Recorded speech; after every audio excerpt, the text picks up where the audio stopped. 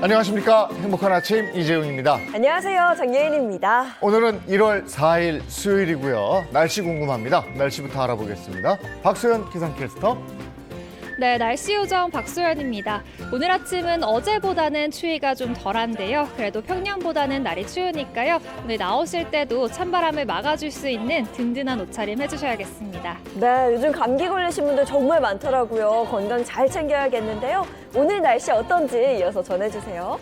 네, 계속된 추위에 도로 곳곳으로는 빙판길이 여전히 남아 있습니다. 보행자 안전과 교통 안전에 각별히 주의하셔야겠습니다. 현재 서울의 기온은 영하 4.2도로 어제보다는 3도가량이 올랐지만 여전히 중부와 경북을 중심으로는 한파특보가 발효 중이고요. 강추위 속에 서해안을 중심으로는 눈이 날리는 곳이 있겠습니다. 대기도 여전히 건조합니다. 동해안을 중심으로는 일제히 건조경보가 발효 중인데요. 특히 강원 산지와 경북 동해안으로는 바람도 강하게 부는 만큼 불씨 관리 잘 해주셔야겠습니다. 이 시각 현재 기온 살펴보겠습니다. 서울은 영하 4.2도, 대전은 영하 5.1도, 대구는 영하 2.3도 가리키고 있습니다. 오늘 한낮에는 서울 2도, 광주는 7도, 부산은 9도가 예상됩니다. 내일 낮부터는 추위가 조금씩 누그러지겠고요. 금요일 늦은 오후부터는 중부와 전북을 중심으로 비나 눈이 내릴 전망입니다. 지금까지 날씨 전해드렸습니다.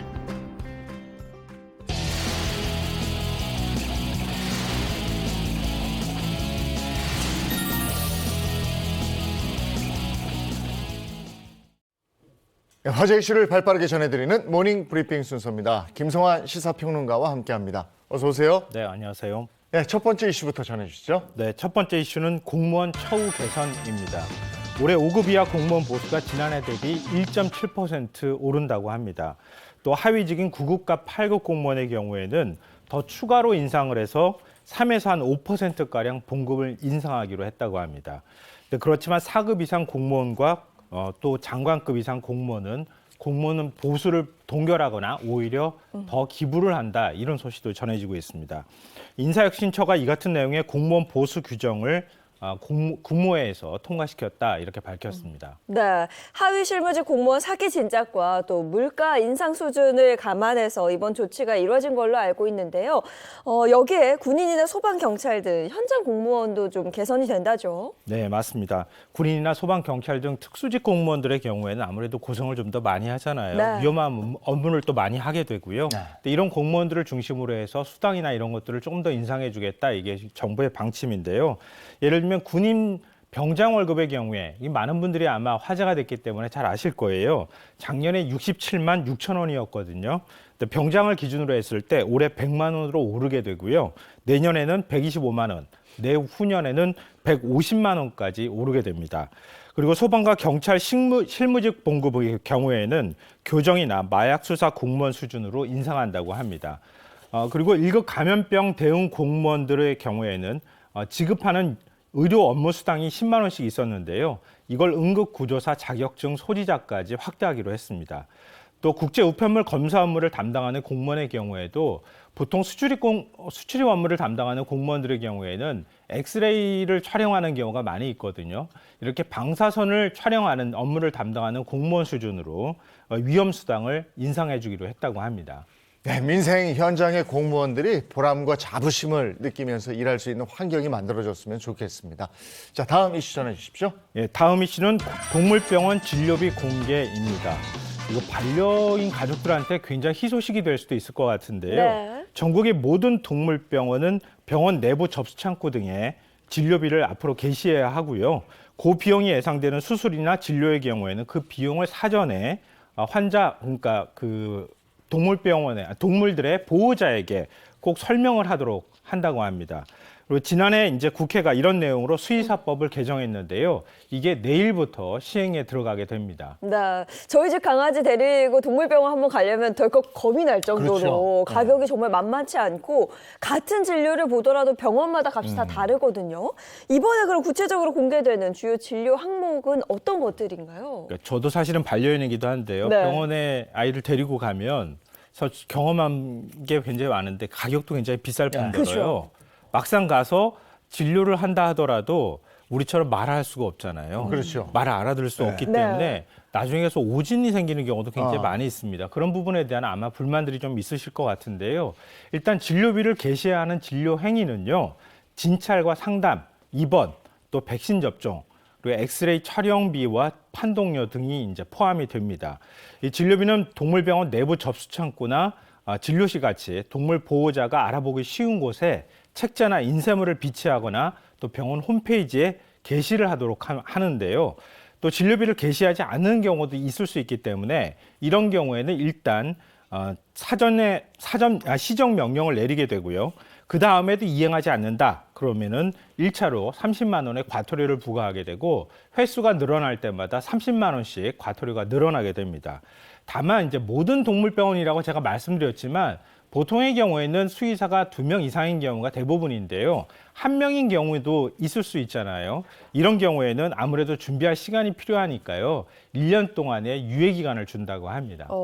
동물병원에 진료비 가이드라인 같은 게 있으면 좀 괜찮을 것 같은데 그러면은 뭐 부당한 청구를 받지 않아도 될 테니까요. 네네. 근데 이게 안 되는 이유가 있습니까? 또 우리 사람의 경우에는 연령대가 뭐 높거나 낮거나 물론 이제 여러 가지 체질의 차이는 있을 수 있지만 사람은 동일하잖아요.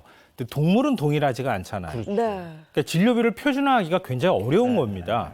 그러니까 예를 들면은 개의 경우에도 1kg 미만의 소형견이 있고 한 덩치가 사람보다 훨씬 더 큰 대형견도 있잖아요. 한 50kg 정도 나가는 이런 이제 반려동물도 있기 때문에 이런 경우에는 각각의 동물마다 특성이 너무 다르다는 거예요. 그렇죠. 그리고 또 동물의 종류도 굉장히 많잖아요. 예를 들면 개나 고양이 이런 경우가 이제 일반적이라고 볼 수 있는데 토끼도 있을 수 있죠. 올해 토끼인데.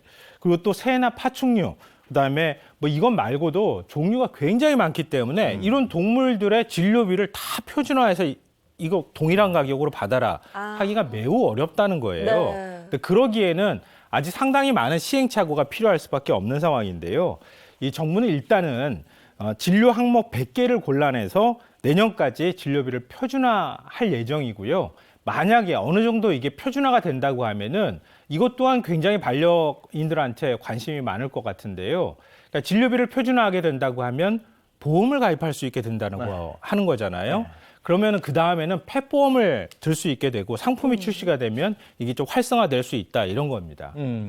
반려동물 키우는 분들 보면 어디 아프거나 이러면 정말 난감해 하더라고요.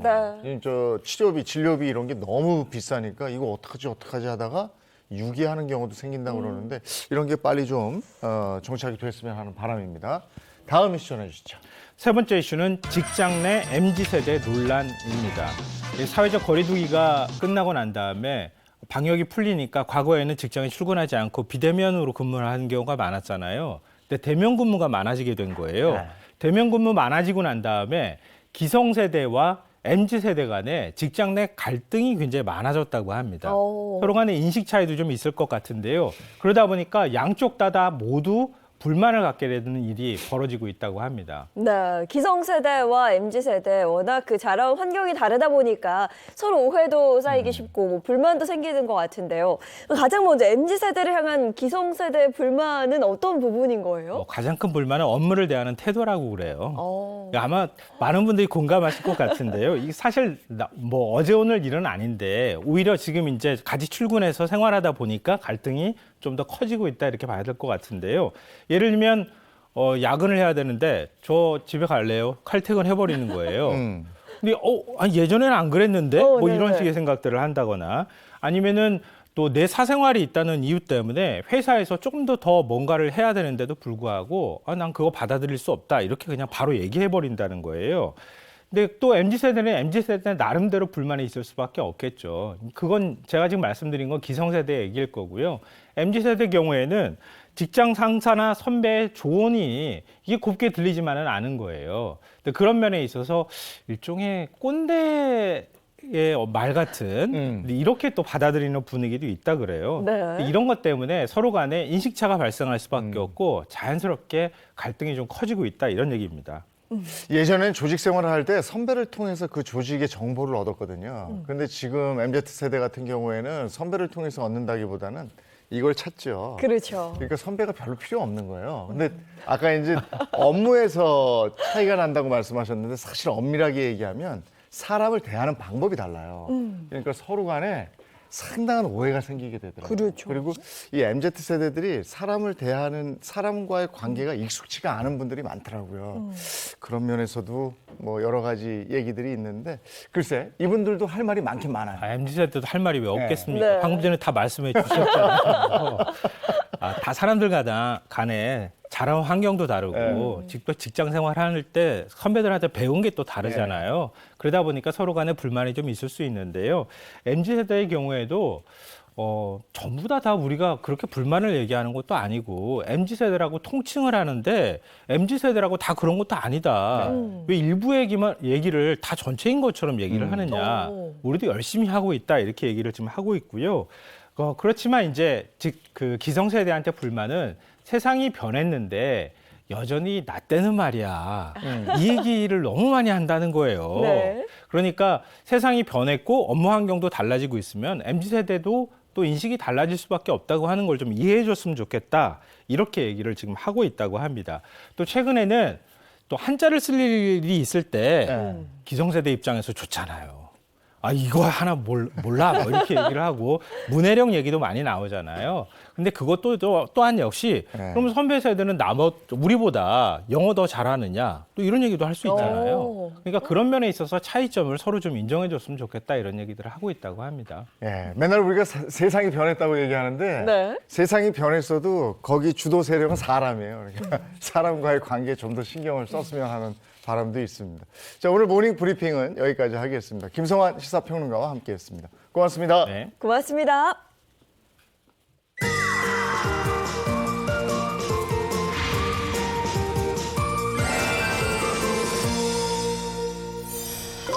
요즘 날이 참 춥습니다. 날이 추워지면서 집에 있는 시간이 굉장히 늘어났는데요. 보통은 집에 계실 때 뭐 하면서 시간 보내세요? TV 보는데 사실은 TV 본다기보다는 리모컨 가지고 놀죠.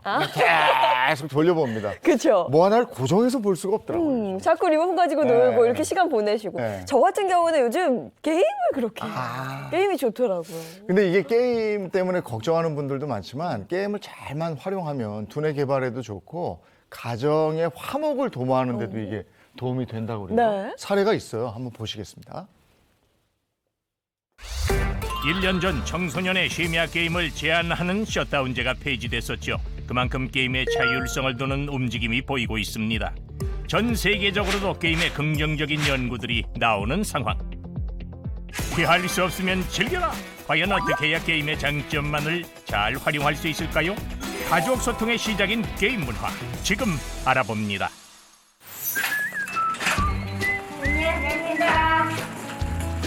여느 가정집과 마찬가지로 학원에 다녀온 아이들은 피곤이 역력한 모습. 아이들은 간단히 짐 정리를 마치고 어디론가 향하는데요. 뭐라? 쉴 거라 생각했던 아이들이 스스로 책상에 앉습니다. 이내 공부 모드로 열심히 들어가는데 집에 오자마자 숙제와 같은 자기 할 일을 끝내는 것이 이 집의 규칙이라고 하네요. 이내 시간이 흐르고 방을 찾아온 아이들의 엄마. 다 했어? 보자. 그렇게 엄마의 숙제 검사가 시작됩니다. 왠지 긴장되는 순간이지만 자신 있는 표정이죠. 끝났어 벌써? 공부를 마친 뒤 엄마는 그제서야 아이들에게 뭔가를 건넵니다. 30분 타이머를 맞추고 시작하는 건 바로 신나는 게임. 할 일을 끝낸 자에게만 주어지는 꿀맛 같은 휴식. 이 게임기도 아들의 시험 100점에 대한 보상이라죠. 게임 재밌어요? 네, 하루에 게임 몇 시간 해요? 하루에 한 번 30분 해요. 게임 30분만 하면 아쉽지 않아요? 더 하고 싶지 않아요? 하고 싶긴 한데 적응돼서 괜찮아요. 처음 게임을 접했을 때 시간을 더 달라고 떼쓰고 저러기도 했던 아들. 하지만 지금은 알람이 울리자마자 망설임 없이 게임 종료를 누릅니다. 30분의 게임 시간도 가족이 함께 소통하며 정한 약속이기 때문이죠. 그 후 자유롭게 여가 시간을 보내는 아이들. 숙제를 끝낸 후 게임이라는 적절한 보상을 제공함으로써 아이들 스스로도 만족감을 느낄 수 있다고 합니다. 30분에서 1시간씩 일주일에 4번 정도 게임 시간을 갖습니다. 꼭 게임이 뭐 무작정 나쁘다라고만 해서 그냥 못하게 하기에는 그러면 저희 애들 빼고 나머지 애들은 다 하는 거예요. 그래서 저희 아이가 지금 이제 학교에서 배우고 있는 게임도 있거든요. 그런 게 뭐 사회성 발달이나 또 뭐 두뇌 발달 뭐 이런 것들이 되게 좋대요. 학교에서도 뭐 하고 있는 게임 정도라면 그래서 좋은 거라면 이런 건 해도 좋아. 마인드가 많이 바뀌었어요.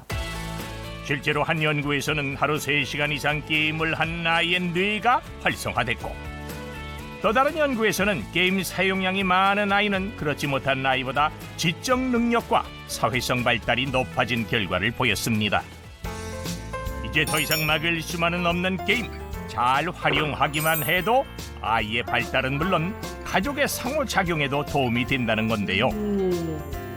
일단 게임은 놀이거든요.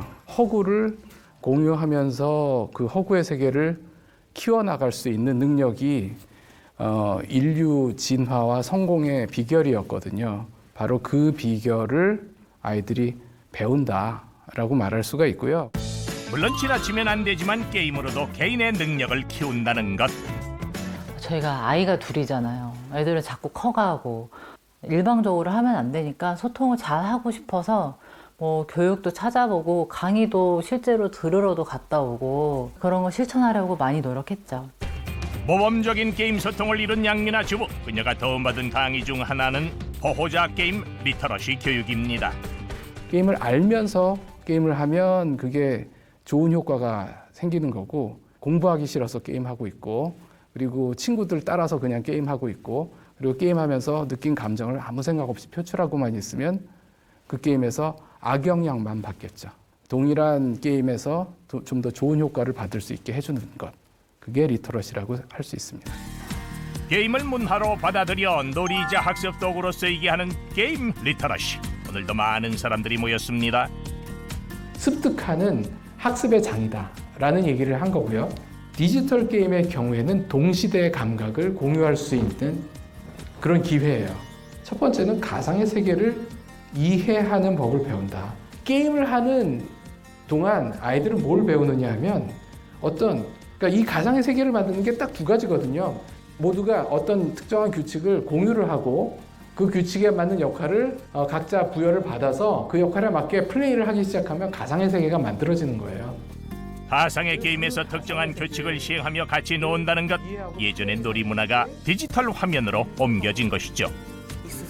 저도 이제 같이 애를 키우는 엄마 친구로서 숫자 게임에 대해서 조금 더 적극적인 의견을 저한테 제시하는 것 같아서 이제 만약 안 돼라고 하기에는 저도 이제 뭐라고 아이에게 이유를 딱히 대줄 만한 게 없어서 한번 우선 교수님 말씀을 들어보고 어떻게 지도를 하는 게 맞을지 좋을까 싶어서 한번 강의를 듣게 됐습니다.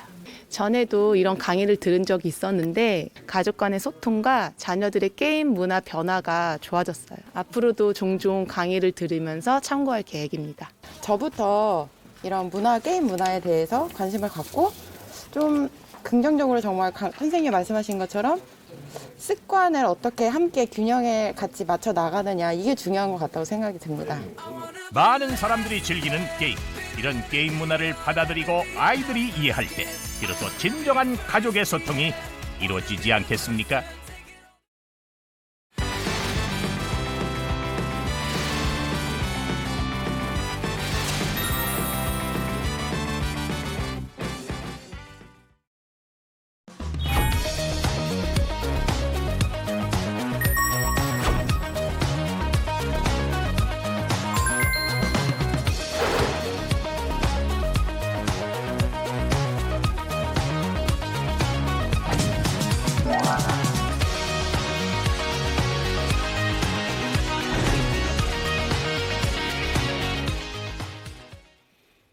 네, 연예계를 가장 뜨겁게 달군 연예 뉴스 알아보겠습니다. 연예 라이브 시간입니다. 네, 오늘도 반가운 세 분과 함께합니다. 인사 먼저 부탁드려요. 안녕하세요. 연예계 팩트 사냥꾼 홍정선입니다. 안녕하세요. 특종 여신 미남 전문 기자 최정아입니다. 안녕하세요. 매주 수요일 아침이 제일 행복한 남자 연예 리포터 홍규입니다. 네, 반갑습니다. 자, 홍규 씨, 오늘 연예 라이브 첫 번째 키워드는 어떤 소식이에요? 연예 라이브 첫 번째 키워드는 이종석과 아이유의 좋은 날은 이제 시작입니다. 새해를 연예계를 뜨겁게 달군 첫 번째 커플이 탄생했습니다. 특별한 로맨스의 주인공이 배우 이종석 씨와 가수 아이유 씨라는 소식입니다. 두 사람이 연인으로 발전한 건 최근이라면서요? 맞습니다. 일단 첫 만남은 10년 이상 전으로 훌쩍 올라갑니다. 2012년에 한 그 인기가요 프로그램에 그 두 사람이 MC를 봤어요. 그랬는데 그렇게 그때는 처음에 동료였죠. 그러다가 친구로 지내다가 이렇게 연인까지 된 겁니다. 자, 두 사람이 가까워진 거 측근에 따르면 4개월 전이라고 그러는데 저도 최소한 4개월 이전이다 이렇게 얘기를 하고 싶어요. 9월에 이종석 씨가 팬미팅 했는데 아이유의 너의 의미를 불렀더라고요. 팬들 앞에서. 지금 여러 가지 이런 얘기들이 나오고 있는데 자, 열애설 전에 진짜 두 사람 각각 SNS에 팬카페에 소감을 밝혔죠. 가장 신경 쓰이는 게 이럴 때 팬들이 화나지 않게 요게 또 중요하거든요. 자, 먼저 이종석 씨 얘기 전해드립니다.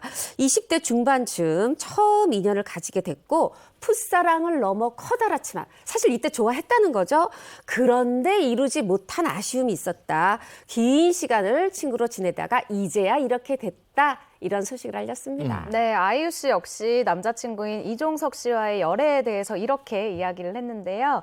일단 요즘 마음이 굉장히 편하다라는 이야기로 말문을 열었습니다. 그러면서 오랜 동료였던 분과 서로 의지하고 또 좋은 마음을 키우고 있다. 긴 시간 고맙게도 나를 응원해주고 항상 멋지다, 멋지다 이렇게 칭찬을 해준다고 해요. 진심 어린 격려를 보내준 듬직하고 귀여운 사람이라고 이종석을 소개했습니다. 네, 아주 로맨틱하게 새해를 시작한 두 사람입니다. 근데 제가 알기로는 이종석 씨의 이상형이 아이유 씨가 아니었었거든요.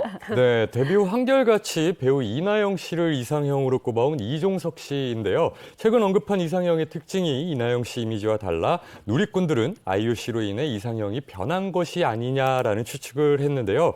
2월 한 인터뷰에서 과거에는 이상형을 막연하게 대답했던 것 같다. 이제는 좀 명확하고 이런 사람과 결혼하고 싶다는 생각이 든다. 우선 현명하고 단단하고 제가 존경할 수 있으면서도 무엇보다도 귀여운 사람이면 좋겠다라고 얘기했는데 마치 아이유 씨를 또 염두에 두고 한 이야기 같죠? 근데 이나영 씨하고 아이유 씨는 이미지로 봐서는 이렇게 매칭이 안 되는 그렇죠. 좀 다른데 이제 바뀐 거죠. 아이유 씨 스타일로 이상형이 바뀐 거죠. 근데 이렇게 열애를 인정하고 진지한 만남을 이어가고 있다는 이 두 사람이 그렇다 보니 이 재산에 대해 많은 분들이 관심을 가지시더라고요. 사실 연예인과 연예인이 사귀면 거의 중소기업과 중소기업의 합병 정도 되는 그렇다 보니까 재산에 이목이 쏠리는데 자, 일단 아이유 씨부터 보겠습니다. 2008년에 데뷔해서 노래면 노래, 연기면 연기, 흥행불패의 어떤 주인공이죠. 2021년에 한 홍콩의 매체가 이 한국 어떤 그 연예인들, K-팝 스타들의 그 자산을 좀 조사하면서 이 아이유 씨를 바로 가장 재산이 많은 K-팝 여자 가수로 선정을 했는데 이때 그 매체가 추산한 재산이 무려 527억 원이었어요. 야, 그래요? 제가 괜히 중소기업이라고 하는 게 아니라니까요. 아니, 아이유 씨가 최근에 집 사면서도 대출 없이 현금으로 샀다. 이 얘기는 들었는데. 네. 그럼 이종석 씨 재산은 얼마나 되는 거예요? 네, 일단 추측입니다. 두 사람이 이렇게 연인이 되고 나서 두 사람이 가지고 있는 재산에 대한 기사가 나왔는데 두 사람의 재산을 더하면 약 1,000억 원 이상이다라는 기사가 나오고 있더라고요. 이건 정말 단순 추측입니다, 여러분. 근데 이종석 씨가 이런 이야기가 나올 수밖에 없는 것이 정말 부동산 투자의 귀재라고 불리고 있어요. 꼬마 빌딩을 사서 시세 차익을 20억 정도 남긴다던가 아니면 집을 사서 또 20억 정도 남긴다던가 이렇게 정말 부동산에 투자를 잘하는데요. 주로 이 드라마와 영화 출연, 광고 모델로 재산 축적을 주로 많이 했습니다. 지금까지 드라마 18편, 영화 9편의 출연을 아주 꼬박꼬박 아주 성실하게 하고 있는 배우인데요.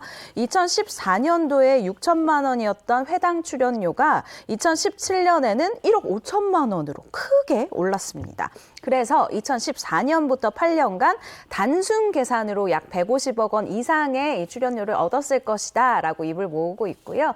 이종석 씨 하면 또 광고도 빼놓을 수가 없잖아요. 광고도 한 편당 이 출연료가 한 5억 원 정도로 보이고 있는데 2014년도부터 지금까지 무려 35개의 광고에 출연을 했기 때문에 이것도 정말 그냥 세금이랑 소속사 떼고 이런 거 다 빼고요. 단순 수치로 한 175억 원 정도를 번 것 같다라고 해서 네. 이 두 사람이 사귀면 중소기업끼리의 만남이다라는 이야기가 나오는 것 같습니다. 단순히 광고로만 175억 원. 네. 잘 알았어요. 부럽네요. 일과사랑 두 마리 토끼를 다 잡은 두 사람입니다. 앞으로의 행보도 기대하겠습니다. 이렇게 얘기를 들으니까 네. 돈이 너무 흔하다. 너무 그 흔한 돈이 흔해버리네. 왜 제 주변에 없는 아니 그러니까. 자, 두 번째 키워드 갑시다. 네, 연예라이브 두 번째 키워드는 송혜교 복수극으로 세계를 사로잡다입니다. 멜로킨의 대명사 송혜교 씨가 첫 장르물인 드라마 더글로리에서 그동안 보여줬던 로맨스 장르의 사랑스러운 캐릭터가 아닌 복수의 화신으로 거듭나며 글로벌 흥행의 청신호를 밝혔다는 소식입니다. 네, 송혜교 씨와 드라마 작가 김은숙 씨의 만남입니다. 저는 사실 1, 2회 보고 다음날 보려고 했는데 그냥 그날 밤을 꿀딱 잤거든요. 그 정도로 정말 재밌었어요. 저는 그거 보려고 그러다가 성인 인증을 해야 된다 그래가지고 그걸 어떻게 해야 될지 몰라서 아직도 못 보고 있어요. 성인 인증해서 꼭 보십시오. 저도 예인 아나운서처럼 1, 2만 보고 내일 좀 이어봐야지 했다가 그냥 밤을 꼴딱 새버렸어요. 네, 저도 마찬가지입니다. 정말 하루 만에 다 봤습니다. 끝까지 다 봤는데요. 지난 12월 30일에 OTT에서 공개가 된 드라마예요. 이 더 글로리라는 이 드라마는 학창 시절 폭력으로 영혼까지 무너진 송혜교 씨가 어른이 돼서 가해자에게 아주 처절한 복수로 응징하는 이야기를 담은 작품입니다. 이에 대해서 이 글을 쓴 김은숙 작가가 고등학생인 딸과 이야기를 나누다가 작품 영감을 얻었다면서 이번 작품을 통해서 피해자들에게 응원을 건네고 싶었다라는 기획 의도를 밝히기도 했죠. 스타 배우와 스타 작가가 만나서 다시 한번 흥행몰이를 하고 있는데 정말 외신에서까지 그렇게 호평을 한다면서요? 아니 그러니까요. 태양의 후예도 그렇게 잘 됐는데 이번 또 더글로리도 미국에서 먼저 이 해외 호평이 나왔어요. 경제지죠. 포브스가 제목을 우선 이렇게 달았습니다. 상처 입은 송혜교가 더 글로리에서 일으킨 K-드라마 복수극. 이렇게 제목을 단 다음에 송혜교의 연기에 대해서 평을 했는데 뭐라고 했냐면 미묘한 연기를 통해서 자신에게서 작은 행복마저 뺏어간 그 가해자에게 가하는 어떤 그들을 파괴하는 것에 집착하는 상처 입은 캐릭터를 효과적으로 표현했다. 갈망하는 정의를 이룬다고 해도 그가 입은 상처는 지워지지 않을 인물이다라고 했는데 저는 여기서 효과적으로 표현이라는 말에 좀 꽂혔어요. 뭐냐면 보통 복수극이다 그러면 막 뜨겁게 복수하잖아요. 그런데 요번에 이 문동은 송혜교표 문동은의 복수극은 차갑습니다. 그 서늘한 복수. 그래서 이 연기를 막 이렇게 과장되게 하지 않아요. 뭔가 약간 뻣뻣하게 하는데 그게 더 뭔가 두렵습니다. 그래서 저는 효과적이라고 표현하지 않았나 생각해 봅니다. 네, 더 글로리 정말 빠질 수밖에 없는 그 이유 중 하나가 배우들 연기가 정말 엄청나거든요. 송혜교 씨뿐만 아니라 저는 임지연 씨 연기를 보면서 와 이게 첫 악역이 맞나 싶을 정도로 진짜 잘하더라고요. 정말 못된 사람인가라는 생각을 하게 만드는 그 정도의 연기력이었는데요. 사실 이런 사이다 복수극이 되기 위해서는 이 악역이 정말 중요합니다. 정말 얄밉고 악랄하고 정말 영악해야 이 시청자들이 느끼는 그 쾌감이 더욱 커지기 때문인데요. 임지연 씨가 이 연기를 통해서 재발견이다라는 호평을 받고 있습니다. 정말 간담이 서늘해지는 표정부터 생생한 대사 전달까지 이전 작품과는 다른 이 새로운 연기로 호평을 얻고 있는 건데요. 김은숙 작가가 이렇게 얘기를 하더라고요. 악역을 한 번도 안 해보셔서 이 배우 망칠 거면 내가 한번 망쳐봐야 되겠다라는 생각으로 이 악역 캐스팅을 했다고 합니다. 이런 김은숙 작가의 기대에 부응하듯 임지연 씨 정말 다른 작품에서 볼 수 없었던 이유 있는 아닙니다. 이유 없는 정말 못된 그리고 정말 잃을 게 많은 악역을 연기하고 있거든요. 이 작품 강추드립니다. 네, 국내뿐이 아니고 세계적으로 주목받고 있는 드라마 더 글로리. 이거 8부작으로 끝나는 겁니까? 아닙니다. 이 범죄 복수 스릴러 드라마 더 글로리는 사실 16부작으로 기획이 됐고 지금 이제 8부 시즌 1으로 8부작이 8개의 드랍 회차가 공개가 됐잖아요. 이렇게 끝나면 어떻게 했는데 다행히 3월에 나머지 8개 그 8회차가 시즌2로 나온다고 하는데 요게 이제 완결편이라고 해요. 요즘 OTT 드라마 보면 정말 아쉬울 때 딱 끝난 다음에 언제 시즌2 나올지 모르겠어요. 이래서 사람 애간장을 녹이다 못해 화나게 하는데 적어도 이 드라마는 다릅니다. 3월이라고 예고를 했어요. 네, 3월만 기다립니다. 네. 얼른 보세요. 이제 나는 3월에 16개 몰아봐야 되겠다. 그것도 방법이에요. 네, 왜냐면 애타는 마음이 있으니까. 네, 알겠습니다. 자, 이어서 세 번째 연애 소식 키워드를 한번 알아볼까요? 연애라이브 세 번째 키워드는 모욕죄로 벌금형 받아 억울함 토로하다입니다. 누구 이야기냐고요? 한 프로그램에 출연한 남성 출연자의 이야기입니다. 이 남성은 같이 출연한 여성을 비하한 혐의가 인정돼 벌금 200만 원을 선고받았다는 소식입니다. 요즘 일반인이 출연하는 프로그램 많던데 어떤 프로그램이에요? 네, 해당 프로그램은 솔로 남녀가 4박 5일 동안 머무르면서 인연을 찾는, 나의 이 짝을 찾는 데이팅 프로그램인데요. 이 출연자들이 실명 대신 정숙, 영철, 영수 이런 가명을 사용하면서 등장을 합니다. 네, 그러면 이 남성 출연자는 왜 모욕죄로 벌금형까지 받게 된 거예요? 자, 이 남성과 여성이 흔히 이제 짝 맺어주는 프로그램 있잖아요. 그런 예능에 함께 출연을 했잖아요. 여기서 남성분이 여성분한테 호감을 표시를 했는데 여성분이 이제 이걸 빠르게 좋다 싫다 이제 반응을 자신의 의사를 표현하지 않자 이것에 대해서 그 남성이 우리가 지금 방송에서 이제 얘기하기 힘든 과격하고 무례한 언행을 한 겁니다. 그리고 그게 이제 편집되지 않고 방송에 나왔던 거고요. 이 부분에 대해서 나중에 방송 이후에 두 사람이 SNS를 통해서 서로를 비판하기도 하고 이 여성분은 심적 고통을 호소하기도 하고 이 사건이 그래서 경찰 넘어 검찰까지 갔어요. 이 검찰은 또 이 부분을 실제로 기소 의견으로 재판으로 넘겼습니다. 그리고 재판부에서는 이걸 이제 벌금을 약식 명령으로 내린 거죠.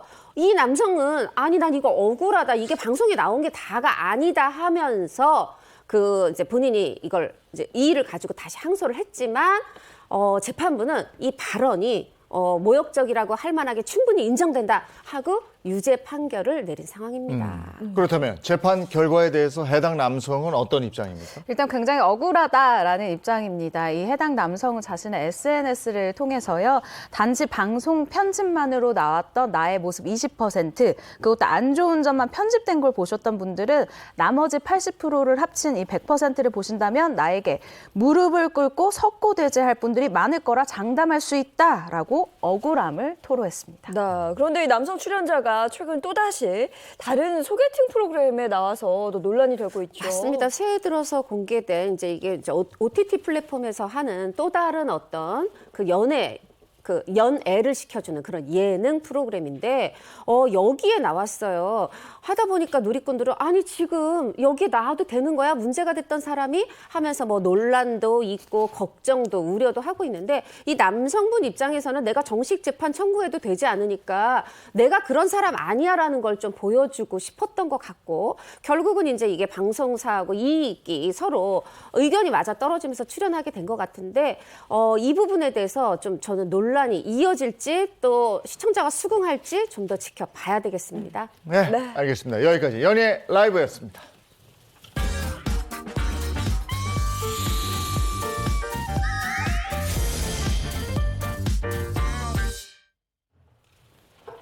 네, 이번엔 대한민국 대표 스타들이 걸어온 길을 되돌아보는 스타 주민 시간입니다. 네, 오늘 스타 주민 또 기대가 됩니다. 홍규 씨, 오늘 주제는 뭐예요? 흔히 사랑에 나이도 국경도 없다라고 말하고는 하는데요. 우정도 마찬가지입니다. 여러분들께서는 몇 살 차이까지 우정을 나눌 수 있다고 생각하시나요? 글쎄, 우리 또래는 우정이 한정돼 있어서 또래 간의 우정이지 나머지는 선배고 후배 그렇죠. 우정으로 볼 수는 없다. 요즘은 다르다고 합니다. 세대를 초월해서 진한 우정을 나누고 있는 연예계 절친 스타들을 모아봤습니다. 그래서 준비한 스타 주민, 오늘의 주제, 우정엔 나이가 없지. 세대를 초월한 절친 스타들 특집입니다. 네, 본격적으로 시작해보기 전에 맛보기를 좀 알려주세요. 맛보기요. 무려 55세의 나이 차를 극복하고 동네 술친구가 된 스타부터 언제 어디서나 서로를 응원하며 서로의 빈자리를 채워주는 특별한 엄마와 딸이 된 스타까지 알차게 준비해봤습니다. 알겠습니다. 그럼 지금부터 우정엔 나이가 없지 세대를 초월한 절친 스타들 특집 시작합니다. 우정엔 나이가 없지 세대를 초월한 절친 스타들 특집 5위는 어떤 스타일지 오늘도 스타의 눈코입을 한번 모아봤습니다. 눈코입 퀴즈 함께 보시죠. 오호. 알듯 말듯 같으면서 네, 조금 헷갈리기도 하고. 전혀 모르겠습니다. 히트곡, 드라마, 예능 프로그램까지 동행무진 활동하며 준마 테이너라는 장르를 개척한 분입니다. 이재용 아나운서 절대 모르겠다고 하시니까 힌트 좀 주세요. 참고로 이분은 여배우 최초의 가속 스캔들의 주인공이기도 합니다. 가속 스캔들이면 결혼 전에 아이를 갖는. 그렇죠. 아니 근데 예전에는 그러니까 준마 테이너면 좀 연식이 된 분인데 그렇죠. 그 예전에 여배우가 결혼했다 이것만도 뭐 정말 그럼요. 화제인데 여기에 과속이다 이러면 연예 신문 1면에 났을 때 이렇게 하면 바로 눈치채시려나? 용녀. 오지명 씨가 준마라고? 다들 눈치채신 것 같은데 우정엔 나이가 없지 세대를 초월한 절친 스타 특집 5위의 주인공 배우 선우용녀 씨입니다. 네, 선우용녀 씨. 정말 뭐 보기만 해도 긍정 에너지가 막 넘치시는 분입니다. 근데 여배우 최초로 속도 위반? 이건 어떻게 된 일이에요? 제가 선우용녀 씨한테 이거 직접 들은 얘기인데 속도 위반을 하려고 한 게 아니래요. 둘이 사랑했고 이제 그때 양가 부모님 허락이 필요하잖아요. 그래서 이제 나중에 남편이 되신 그 내 남자친구가 정장 멋있게 차려입고 우리 집에 인사드리러 왔는데 세상에 우리 아버지가 절도 받지 않으시더라는 거죠. 우리 남편이 이게 굉장히 좀 이렇게 사내답고 이게 오기가 있어가지고 그 길로 나를 데리고 호텔로 갔다. 그 호텔로 가면서 이제 속도 위반을 할 수밖에 없었다. 이렇게 솔직하게 얘기를 하셨어요. 호텔로 사랑의 도피. 그래서 속도 위반했다. 네, 맞습니다. 이 호텔로 가 있었다라고 얘기를 하셨는데 선우용녀 씨에 따르면요. 나를 호텔로 데리고 가서 한 달 동안 나가지를 못하게 했다라는 거예요. 데리고 나가지 않았다라고 하는데 나를 그동안 대신 잘 모시는 덕분에 이 집에서 허락을 했다. 생각해보면 내가 그때 큰애가 생긴 것 같다라고 이야기를 하기도 했습니다. 그 큰애 우리가 다 아는 분이죠. 1990년대 가수로 활동했던 최연재 씨. 너의 마음을 나에게 준다면 내게 준다면 그 노래의 주인공이었죠. 아이고 뭐 그 뒤에 공부 너무 잘해가지고 유학 가서 거기서 또 미국인 남편 만나서 지금은 미국에서 또 한의사 하고 있더라고요. 아주 딸 자랑, 사위 자랑이 평상시에 보통이 아니십니다. 네, 그런 선우용녀 씨가 세대를 초월해서 진한 우정을 나누고 있는 그분은 어떤 스타일까요? 그분은 바로 개그맨 이경실 씨입니다. 과거 세바퀴라는 예능에서 만난 두 사람은 21살 차이라는 나이 차이를 뛰어넘은 우정을 자랑하고 있습니다. 야, 21살 차이면 이게 쉽게 가까워질 수가 없는 건데. 네, 이렇게 생각이 드는데 이경실 씨에게 선우용녀 씨가 굉장히 대단한 존재였습니다. 왜냐하면 이 세바퀴라는 프로그램 여러분들 아시죠? 이 프로그램에서 두 사람이 준마 테이너 열풍을 일으키면서 정말 국민적인 사랑을 보여주고 그리고 티키타카가 참 잘 맞는 호흡을 보여줬는데요. 이런 이경실 씨에게 선우용녀 씨는 삶의 스승이라고 합니다. 이경실 씨에 따르면요. 당시 2주에 한 번씩 녹화를 했는데 언제부턴가 이 선우용녀 선생님이 음식을 준비를 해오셨대요. 그때 먹는 것만 봐도 좋다 얘 이러면서 맛있는 음식을 매주 격주로 해주셨는데 먹을 때마다 이경실 씨가 나는 자꾸 입만 오네. 너무 미안하네 라고 생각이 들어서 식사 비용을 낸다고 한 적이 있었는데 선우용녀 씨가 이렇게 얘기를 했다고 합니다. 얘 내가 돈 벌어서 어디다 쓰니 그냥 너 먹어, 맛있게 먹어 이렇게 얘기를 하는 걸 보고 이경실 씨가 아, 나도 뭔가 후배들한테 이렇게 아낌없이 주는 선배가 돼야 되겠다라고 큰 이 감동과 울림이 있었다고 해요. 그래서 이 선우용료 씨의 모습에 있어서 우리 삶의 스승이라는 생각을 했다라고 이 애정을 드러내기도 했습니다. 아, 진짜 직접 음식 준비하는 거 이거 보통 정성 아니거든요. 진짜 어른이신데 선우용료 씨가 평소에 좀 후배들에게 많이 베푸는 스타일이신가 봐요. 선우용료 씨는 평소에 나이 먹고 얻어먹으려고 하면 안 된다라는 신념을 갖고 계신다고 하는데요. 입 지퍼는 닫고 지갑 지퍼는 여는 분이라고 합니다. 그래서 절야광 전원주 씨도 영향을 받아 스태프들에게 밥을 사는 등 많은 변화가 있었다고 하네요. 우와. 입 지퍼도 열고 다니시던데. 근데 이경실 씨하고 선우용료 씨는 진짜 아까 그 뭐 프로그램 있었잖아요. 네, 거기서 아주 세바퀴. 거침없는 입담이었죠. 그렇죠. 눈빛만 봐도 서로의 생각을 읽을 수 있는 두 사람, 이 두 사람 호칭에서부터 알 수 있어요. 이경실 씨가 선우용료 쌤한테 엄마 이렇게 부르거든요. 선우용료 씨가 얘기합니다. 선생님 하면 좀 거리감이 느꼈을 텐데 엄마 하니까 가까이 느껴진다. 근데 이게 또 선우용료 선생님이 좀 특징인 것 같아요. 김지선 씨 있죠. 개그우먼 김지선 씨도 선우용료 씨한테 엄마 이러더라고요. 근데 세바퀴라는 방송이 종영한 지 꽤 오래됐잖아요. 그 인연을 이어주는 뭐 단톡방이 있다면서요? 네, 맞습니다. 이 세대를 초월한 우정을 이어가고 있는 이 세바퀴 단톡방이 존재하고 있는데요. 그런데 이 단톡방에 있는 멤버들이 만남까지는 잘 이루어지지 않는다고 해요. 다들 워낙 공사 다망하신 분들이라 한 자리에 모이기는 쉽지 않다라는 것인데요. 그런데 또 재밌는 점이 이 단톡방이요. 너무너무 친한 분들이 모여 있음에도 불구하고 대화가 잘 통하지 않는다고 합니다. 그 이유가 선우용료 씨가 이 다른 멤버들이 막 이야기를 하고 있으면 갑자기 다른 이야기를 툭 던진대요. 그래서 이경실 씨가 한 번은 아니 도대체 왜 이렇게 상관없는 얘기를 하시는 거냐라고 얘기를 했더니 선우용료 씨가 예, 너도 나이 먹어봐. 잘 안 보인단다. 이렇게 얘기를 하셨다고 합니다. 예, 그렇게 티격태격하고 우정을 키워갔는데 선우용료 씨가 아플 때 또 옆에서 잘 지켰다면서요? 맞아요. 평생 먹어본 약이라고는 소화제밖에 없었던 선우용료 씨가 방송 중에 뇌경색 판정 받았었죠. 방송 중에 의사가 손 좀, 팔 좀 들어보는데 잘 안 올라가. 이래가지고 바로 또 병원에 가서 조기에 발견해서 잘 또 완치가 됐는데 이때 이경실 씨가 이 먹는 거 그동안 감사했기 때문에 본인도 달걀이라든가 이렇게 먹는 거 보내면서 먹거리에 신경을 썼다고 하네요. 그렇군요. 알겠습니다. 다음 스타는요? 우정엔 나이가 없지 세대를 초월한 절친 스타들 특집 4위 스타의 눈코입도 한번 모아보겠습니다. 눈코입 퀴즈 함께 보시죠. 오늘 안경이. 네. 오늘 어려워요. 빨간색 안경? 잘 모르겠는데요. 잘 모르겠는데. 이분은 한국 포크 음악을 대표하는 가수인데요. 워낙 목소리가 독특해서 목소리만 들으면 누군지 다 아실 겁니다. 들어볼까요, 그러면? 목소리를 들려주세요. 자, 잘 들어보세요. 아이, 바로 알지. 알죠. 이 목소리 대한민국에 이분밖에 없어요. 그렇죠. 네. 양희은 씨. 우정엔 나이가 없지 세대를 초월한 절친 스타들 특집 4위의 주인공 바로 가수 양희은 씨입니다. 네, 양희은 씨에게는 나이 또 세대를 초월하며 지내는 스타가 한 명이 아닙니다. 두 명이 있다고 하던데 일명 영영자매라고요. 네, 맞습니다. 양희은 씨가요, 본인의 재산을 직접 반으로 뚝 잘라서 반반씩 나눠줄 수 있는 영영자매의 주인공은 바로 방송인 김나영 씨와 개그맨 김신영 씨였습니다.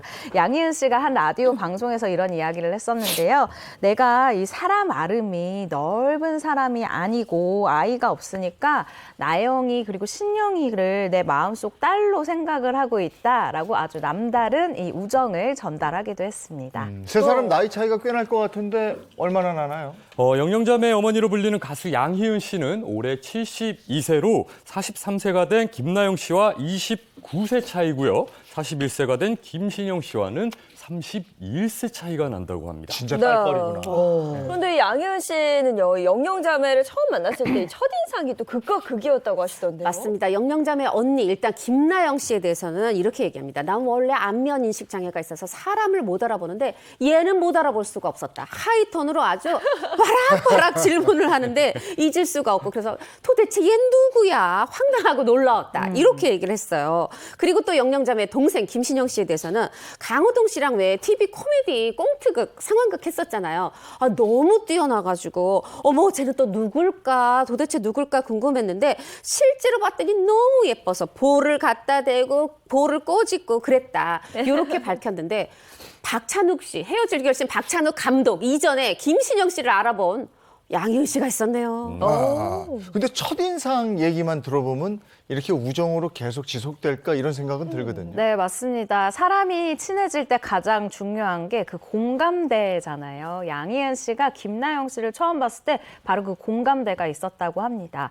김나영 씨가 쓴 에세이를 읽었는데 김나영 씨가 어렸을 때 어머니를 좀 일찍 여인 편이었어요. 그래서 그런 사연을 읽었는데 양희은 씨 생각에는 나는 아버지를 일찍 여의어서 좀 이 아픔을 다른 사람보다는 내가 나영이의 아픔을 좀 알 것 같다라는 이 동변상련의 마음을 느꼈다고 합니다. 그리고 이런 마음이요, 2014년도 8년 만에 발표한 이 양희은 씨의 신곡 나영인의 냉장고라는 이 노래에서 아주 잘 드러나는데, 이 노래가 양희은 씨가 김나영 씨 에세이를 읽고 영감을 얻어서 가사를 쓰게 된 그런 노래예요.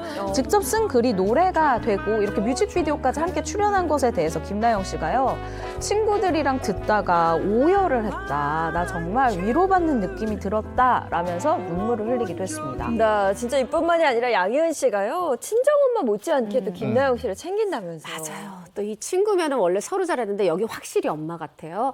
이 양희은 씨가 김나영 씨 집에 불러서 집밥 해먹이고 멸치볶음 이렇게 하는 거야, 오징어 채볶음 이렇게 하는 거야, 이런 것도 손수 가르치고. 근데 이제 이 나영 씨가, 김나영 씨가 만삭일 때 원래 이제 친정엄마가 손붙 들고 다니면서 배내 쪼고리도 고르고 막 이렇게 해야 되는데 그거 못했다고 손에다가 300만 원을 꼭 쥐어주셨대요. 그리고 우리가 알지만 이제 김나영 씨가 좀 힘든 시간이 있었을 때 그 1년을 집으로 불러서 그렇게 집밥을 해먹이셨답니다.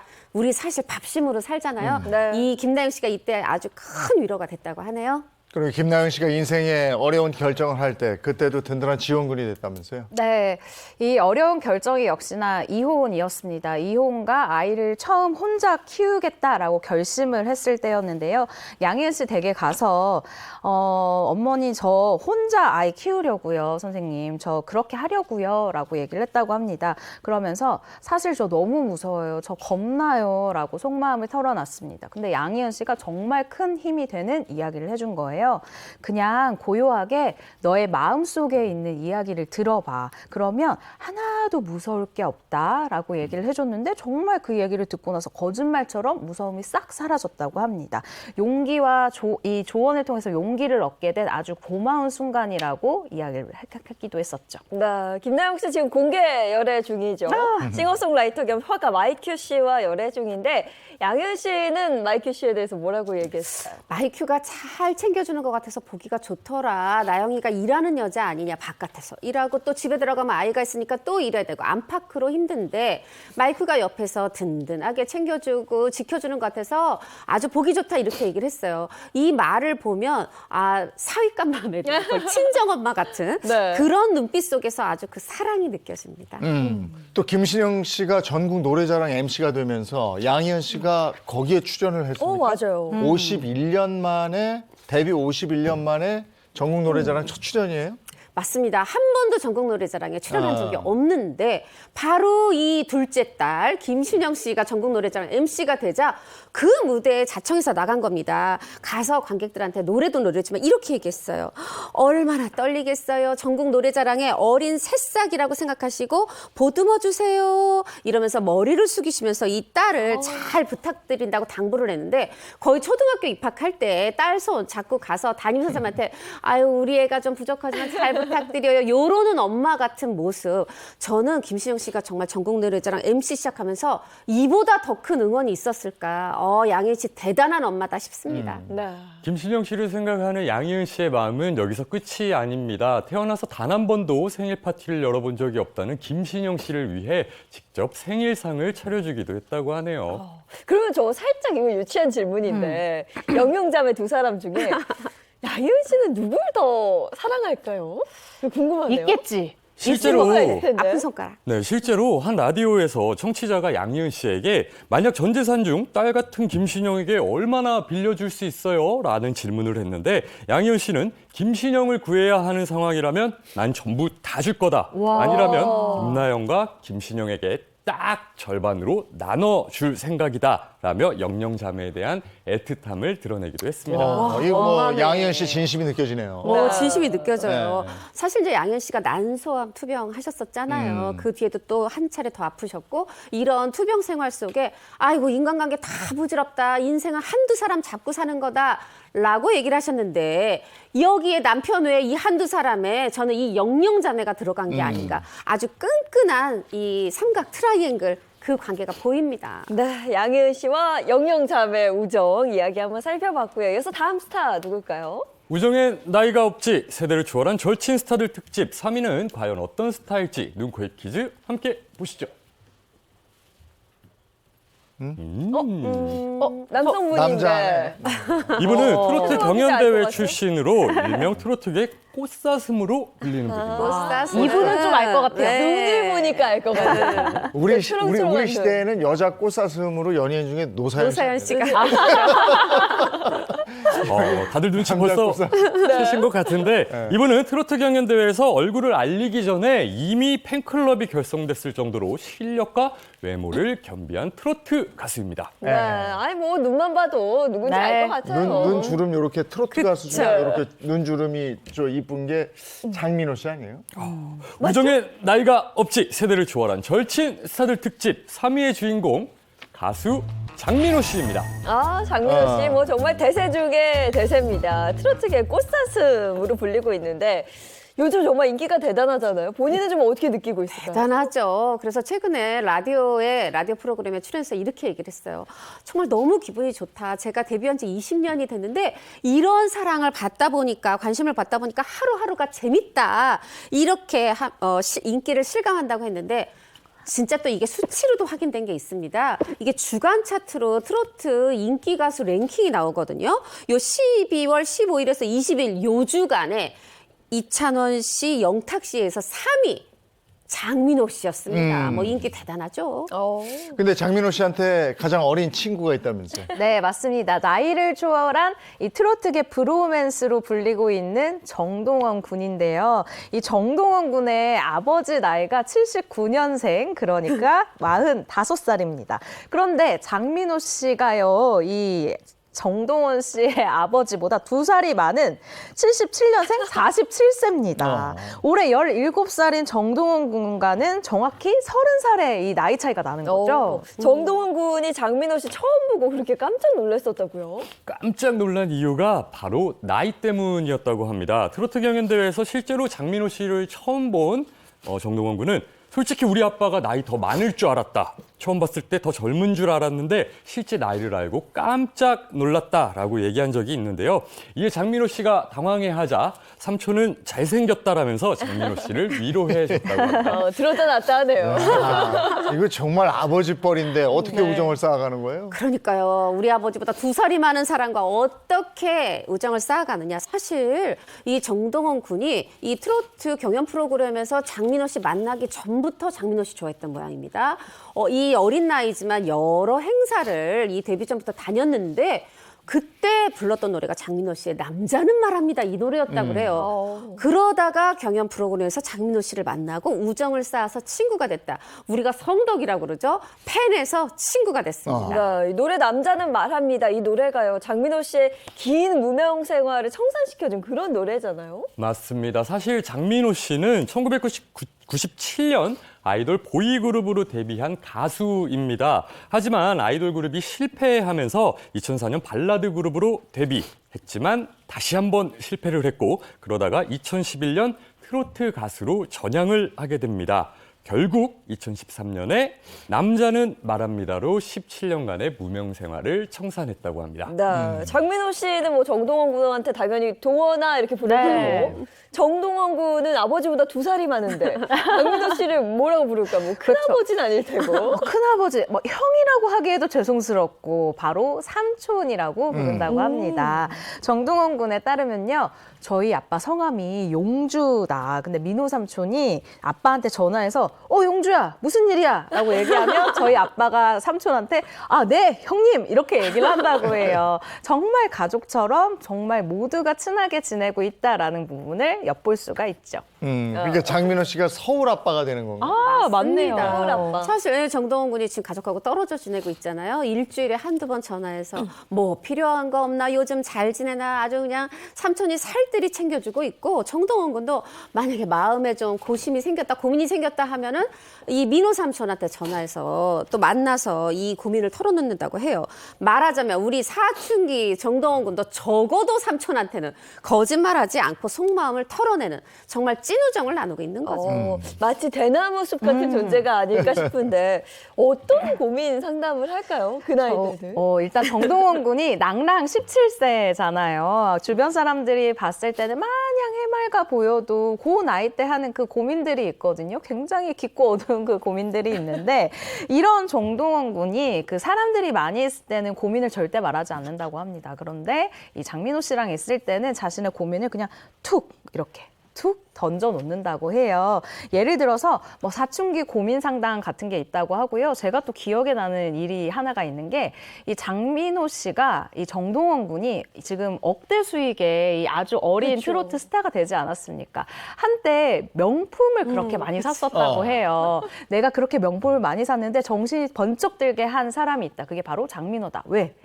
야, 그거 되게 없어 보여. 그렇게 그러는 거라고 얘기하는 거 보고 이게 다가 아니구나라는 생각을 했다고 합니다. 네. 뼈를 때렸네요.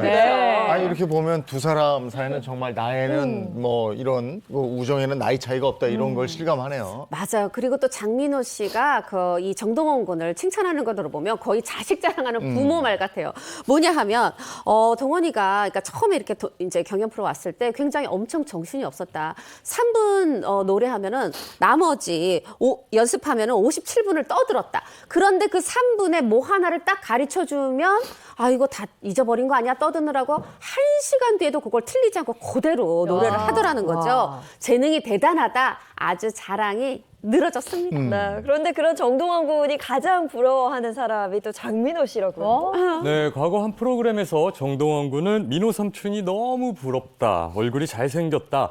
크면서 얼굴이 변할 텐데 민호 삼촌은 이미 얼굴이 자리를 다 잡았으니까 나도 나중에 어떻게 변할지 모르겠다. 민호 삼촌처럼 너무 잘생겨지고 싶다라고 부러움을 고백한 바가 있다고 합니다. 장민호 씨한테 정동원 군은 어떤 의미래요? 네, 인생의 가장 나이 어린 친구라고 이야기를 했습니다. 그러면서요, 이 동원이가 특이한 게 평상시에는 애처럼 이야기를 하다가도 둘이 얘기하면 어른으로 바뀐다. 지금 사춘기인데 잘 성장하고 있어서 흐뭇하다라면서 이 애정을 드러내기도 했습니다. 네, 알겠습니다. 이어서 다음 스타 소개해 주세요.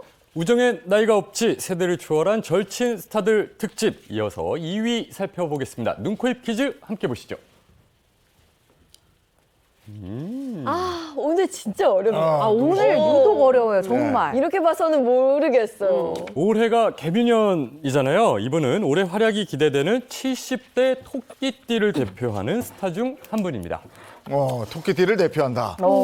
1951, 73, 그죠? 네. 다방면의 존재감을 드러내는. 잘 모르겠는데요. 잘 모르겠어요. 알려주셔야 될 것 같아요, 홍규 씨. 바로 알려드리겠습니다. 우정엔 나이가 없지 세대를 초월한 절친 스타들 특집 2위의 주인공은 배우 고두심 씨입니다. 고두심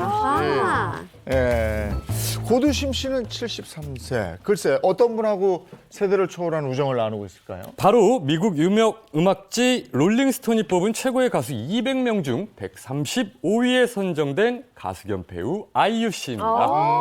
아이유 씨 근데 고두심 씨랑 나이 차이가 엄청 많이 나지 않아요? 맞습니다. 고두심 씨가 올해 73세 그리고 아이유 씨가 올해 31세 두 사람은 무려 42세라는 이 큰 나이 차를 극복하고 나이 초월, 세대를 초월한 아주 특별한 우정을 이어가고 있습니다. 두 사람은 2013년도에 방영된 드라마 최고다 이순신에서 모녀 사이로 호흡을 맞추고 이 인연이 시작이 됐는데요. 당시 아이유 씨가 20대 초반 나이로 첫 주연을 맡아서 굉장히 부담감과 이 책임감이 컸다고 해요. 그런데 이때 정말 멘토처럼 고두심 씨가 딱 나타나서 조언과 칭찬을 끊임없이 해주면서 아이유 씨가 이 극을 끝까지 이어나갈 수 있게 도와줬다고 합니다. 벌써 인연이 된 지 10년이 되는데 고두심 씨는 그러면 아이유 씨를 보고 느낌이 어땠대요? 제가 이제 고두심 씨 집 근처에 가서 인터뷰를 한 적이 있어요. 그때 이렇게 얘기를 하시더라고요. 드라마 최고다 이순신에서 이제 내가 키운 딸로 나는 엄마로 이렇게 만났는데 가면은 이렇게 분장실에서 그냥 바로 조용히 있더라는 거예요. 그래서 이제 사람들하고 나눠 먹으려고 고두심 씨가 또 워낙 음식 잘 챙기시거든요. 이렇게 보리빵 같은 거 만들어서 쪄가면은 그걸 이 젊은 아가씨가 그렇게 잘 말없이 먹더래요. 근데 또 그 모습이 그렇게 이쁘더래요. 그렇게 인연을 맺게 됐는데 드라마가 끝나고 한참이 지나도 명절 때마다 무슨 때마다 그렇게 선물을 보낸다는 거예요.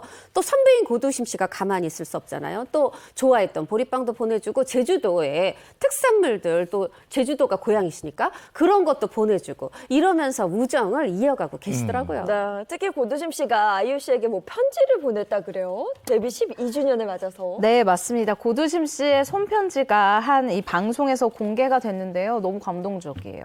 체격이 조그맣고 깍쟁이 소리를 들을 만한 외모였는데 마음 쓰면 웬걸 깊은 우물속 같은 파내도 마르지 않을 것 같은 큰 마음이 자리 잡고 있는 걸까라고 이 편지에 썼어요. 아이유 씨가 이 내용을 보고 눈시울을 붉히는 이런 모습도 이 카메라에 잡히기도 했는데요.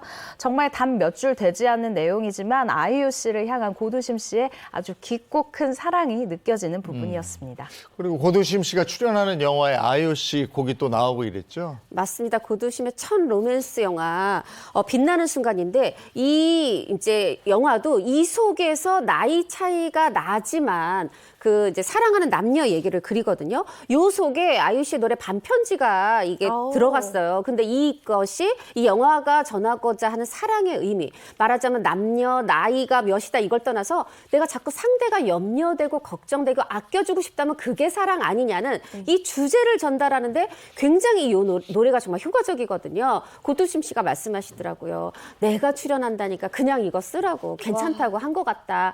이게 쉬운 일이 아니어서 나뿐 아니라 이 감독님 뭐 스태프들 다 고마워했다. 이렇게 얘기를 했습니다. 네, 이야기 들어보면 정말 친모녀 분위기인데 서로 뭐 커피차를 보내면서 응원을 해준다고요. 네, 고두심 씨가 영화 빛나는 순간을 촬영할 때 아이유 씨가 영화 촬영장에 커피차를 보내줬는데 정말 고마웠다고 합니다. 이에 고두심 씨도 아이유 씨 영화 촬영장에 우리 딸 잘 부탁합니다라는 응원의 메시지와 함께 커피차를 보냈다고 합니다. 근데 고두심 씨가 오히려 아이유 씨에게 존경스러운 마음이 들 때가 있었다 이러는데 언제 그랬어요? 네, 고두심 씨가 한 인터뷰에서 이렇게 얘기를 했는데요. 진짜 괜찮은 친구야. 자기가 사랑받는 만큼 사회에 공헌하겠다라는 자세도 그렇고 그렇게 아무나 할 수 있는 게 아닌데 말이지. 그런 걸 보면 후배라도 존경스러운 마음이 든다라고요. 정말 이 동등한 위치에서 우정으로 친구로 생각하는 이 이야기를 한 적이 있습니다. 네, 알겠습니다. 이어서 다음 스타 어떤 스타일까요? 우정엔 나이가 없지 세대를 초월한 절친 스타들 특집 대망의 1위 살펴보겠습니다. 눈, 코, 입 퀴즈 함께 보시죠. 이번엔 알겠다. 이번엔 바로 알겠다. 네, 이번에는 저도 맞출 수 있을 것 같아요. 이분은요. 왜 나만 몰라? 난 모르겠어요. 이분은요. 요즘 대학로에서 방탄노년단으로 왕성하게 활동 중인 배우입니다. 방탄노년단. 대학로면 연극하시는 분이네요. 그렇죠. 배우시고. 영화도 하고 드라마도 하시죠. 이름이 네. 한 글자, 성함이 단 2글자시죠. 네. 알겠다. 확실히 아시는 거 맞나요? 알겠어요. 딱 눈치 눈치채신 나 거죠? 딱 알아. 이분은 이순재 선생님하고 비슷한 나이. 맞아요. 맞습니다. 8호선 8번 출구에서 나오신 분입니다. 88. 네. 그렇죠. 88. 딱 알지. 딱 알죠. 신구 선생님. 그렇죠. 우정의 나이가 없지 세대를 초월한 절친 스타들 특집 1위의 주인공은 배우 신구 씨입니다. 이야. 신구 선생님은 뭐 진짜 광고도 그렇고 다 뜨잖아요. 맞아요. 뭐 저 55살? 55살 어린 유명 뭐 배우하고 친구예요? 네, 맞습니다. 배우 박원숙 씨의, 여러분 잘 들어야 됩니다. 배우 박원숙 씨의 사촌 오빠의 손녀가 배우예요. 누구냐? 33살의 박소담 씨인데요. 이 박소담 씨와 신구 씨가 이 세대를 초월한 우정을 이어가고 있습니다. 박소담 씨 전 세계를 사로잡은 영화 기생충에서 대체 불가한 존재감을 뽐낸 배우죠. 이런 박소담 씨가 신구 선생님과 무려 55세의 나이 차이를 뛰어넘고 그냥 친구도 아니고 동네 술 친구로 아주 자리를 확고히 잡았다고 합니다. 근데 나이 차를 생각하면 뭐 친할아버지와 손녀의 케미를 자랑할 것 같은데 네. 반전이에요. 뭐 동네 술 친구? 그렇죠. 두 사람 일단 처음 만난 건 연극입니다. 앙리 할아버지와 나. 요걸 이제 했는데 요 뒤에 신구 선생님이 만나는 사람마다 그 박소담 씨 칭찬을 그렇게 했어요. 이 박소담이라는 친구가 아주 활달하고 솔직 담백해요. 연극할 때 그렇게 열심일 수가 없어. 우리 동네에 옆에 살기도 해서 가끔 받아서 소주 기울여요. 이렇게 얘기를 하시는데 나이와 이 세대를 초월한 아주 우정이 보이더라고요. 그럼 박소담 씨는 신구 선생님에 대해서 어떻게 생각하는지 그것도 궁금하네요. 네. 박소담 씨는 신구 선생님에 대해 작품할 때 선생님이 나오지 않는 씬까지 다 함께 고민해 주시는 인생 선배이자 배우 선배 선생님이다. 제가 살아가는데 굉장히 많은 생각을 하게 해주는 고마운 분이다라는 생각을 전했습니다. 네, 그리고 박소담 씨가 정말 신구 씨를 특별하게 생각을 하는구나 생각되는 부분이 있는데요. 이 기생충으로 오스카를 다녀온 그날, 귀국한 날 얼마나 피곤하고 집에 들어가고 싶겠어요. 그런데 이 연극팀이랑 회식을 했다고 합니다. 정말 끈끈한 부분인데요. 그날 신구 선생님이 박소담 씨에게 항상 겸손해라 라고 묵직한 조언을 건넸다고 합니다. 그런데 말은 이렇게 했는데 진짜 내 손녀가 상을 받아온 것처럼 기쁘셨던 것 같아요. 술집에서 모르는 사람들한테 여러분 여기 소담이가 오늘 왔어요. 여기 보세요 라고 소담 씨를 이 월드스타로 소개를 했다고 합니다. 아주 자랑스럽게 했다고 하는데 박소담 씨 감동받았을 것 같아요. 네, 그 아끼는 마음 있잖아요. 막 그 마음이 얘기만 들어도 느껴지는 것 같습니다. 그리고 신구 선생님은 연예계 자타공인 애주가신데 그 사람 주량이 어떻게 되죠? 애주가시죠. 신구 선생님 주량 물어보면 아유 주량 뭐 그런 거 없어요. 그냥 취할 때까지 마셔요. 라고 얘기하시는데 세상에 이게 겸손한 거라고 합니다. 같이 또 연극했던 남경주 씨에 의하면 처음부터 끝까지 얼굴색도 정신도 똑같으시다는 거예요. 와. 선생님한테 템포를 맞춰 따라가기가 힘들 정도다. 말하자면 본인은 취할 때까지 마시는데 취하는 게 없는 그 정도의 대단한 주량이 신구 선생님의 주량이고 그럼 박소담 씨 주량은 어떻게 되느냐. 소주 2병 정도라고 본인은 얘기를 하는데 저는 그 이상인 것 같습니다. 영화 검은 사제들 때 김윤석 씨, 강동원 씨 둘 다 아주 또 영화계의 주당이거든요. 같이 술을 마시면 끝까지 자리에 있었다. 취하지 않고. 술 조절도 했겠지만 박소담 씨도 주량도 신구 선생님과 술 친구 할만 합니다. 네. 알코올 분해 요소가 있는 거예요. 그러니까요. 그런 것 같아요. 근데 뭐 박소담 씨는 나이가 좀 어리다 쳐도 신구 선생님 같은 경우는 진짜 자기 조절력도 뛰어나신 것 같고 그러게. 평소에 체력 관리도 굉장히 열심히 하시나 봐요. 네, 맞습니다. 신구 선생님이 이런 얘기를 했는데요. 시간이 허락하면 운동을 하려고 한다라고 했습니다. 그 운동이 뭐 격한 운동은 아니고요. 되도록 많이 걸으려고 한다라는 건강 비결을 밝히기도 했는데요. 2020년도에 한 프로그램에서 이렇게 얘기를 했어요. 원래는 내가 그 근처에, 이 집 근처에 개천 옆을 이렇게 타박 이렇게 오래 걸었었는데 이제는 집에서 그냥 러닝머신으로 최대한 좀 운동을 매일매일 하려고 한다라고 건강 비법을 밝히기도 했죠. 지난해 신구 선생님 저 건강에 좀 이상이 있었다고 알고 있는데 그걸 극복하고 지금 연극하신다니까 다 되는 모양이네. 다시 건강하신 모양이네요. 네, 신구 선생님께서는 지난해 3월 연극 라스트 세션에 출연 중 건강 문제로 병원에 입원을 해서 참여하지 못했었는데 최근에는 건강을 회복하고 연극 2교황 무대에 오른 것으로 전해졌습니다. 이제 복귀하시면서 인터뷰에서 당연히 또 기자들이 물어봤죠. 요즘 건강은 어떠세요? 원래 신구 선생님이 말에 과장이 없고 정말 담백하시거든요. 건강 좋지도 나쁘지도 않다. 그때 아팠을 때 신부전이 와가지고 한 닷새 정도 병원에 입원했다. 병원 찾지 않고 평생을 살아왔는데 80을 넘기고 갑자기 병이 찾아서 놀랐다. 몸의 병도 병이지만 놀란 게 더 컸다. 이렇게 담담하게 본인 건강 상태를 얘기하셨는데 최근에 이제 연극본 지인한테 들었는데 아주 여전히 쩌렁쩌렁 하시다고 하더라고요. 네. 근데 확실히 계속 일이 있는 분들은요. 그리고 또 젊은이들하고 교류하고 이러는 분들은 네. 연세가 있어도 정정하신 것 같아요. 사실 제가 오늘 유명하지 않아서 아이템이 안 됐는데 제가 그 배우 김영자 씨하고 선생님하고 좀 20년 차이를 극복하고 친구인데 얼마 전에 저희 아들하고 같이 식사를 했는데 다녀와서 아들이 아빠한테 얘기하더라고요. 그냥 친구 같아. 나이 차이가 느껴지지 않아. 정말요? 이게 젊은 20대 초반 친구한테도 그렇게 보이는구나. 이 배우분들, 연예인분들은 많은 사람 만나면서 소통하고 이렇게 지내시기 때문에 나이 차이 이런 거 상관없이 정말 진한 우정을 나누시는 것 같아요. 네. 기자는 막 80까지 못 하잖아, 그죠? 그러니까요. 시켜주세요. 할 수 있는데. 아니, 아나운서 아나운서도 쉽지 김동건 않죠. 선생님밖에 없는 거예요. 그렇죠. 오래 했으면 좋겠네. 자, 여기까지 하겠습니다. 고맙습니다. 고맙습니다. 감사합니다. 어제보단 덜하지만 그래도 오늘도 쌀쌀하죠? 네, 어제보단 덜하지만 그래도 오늘 여전히 춥습니다. 출근길 찬 바람을 막아줄 수 있는 따뜻한 옷차림 하시기 바랍니다. 좋은 하루 보내시고요. 저희는 내일 아침 7시 30분에 돌아오겠습니다. 행복한 아침, 행복한 하루 되십시오. 고맙습니다. 고맙습니다.